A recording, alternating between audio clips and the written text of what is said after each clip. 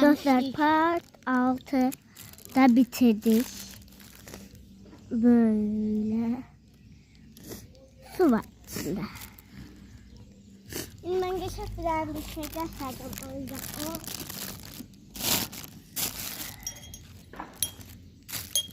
Ya tutarsan video tutmamamız lazım. Dostlar şöyle. Bir de havlu.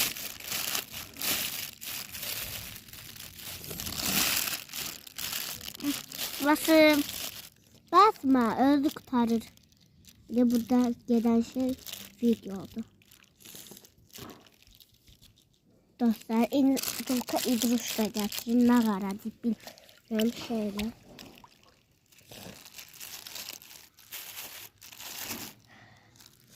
Basmadın ki. Yok. Öyle var. Biraz yakınlaştıralım. Böyle yapıştırıram dostlar. Çok yakınlaştırma, biraz uzaktan kamera istemezsin. Dostlar bakın. Böyle meşallikte hiç like eləməyi unutmayın. Like. Dostlar bu oyuncağı indi yiyeceğiz.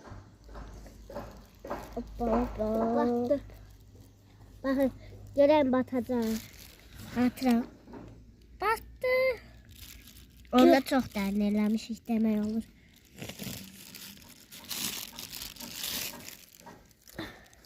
Biraz da derneleseydi. Neyse arkadaşlar sağ olun. Nenem telefonu istəyir. O yüzden bye. Söndür.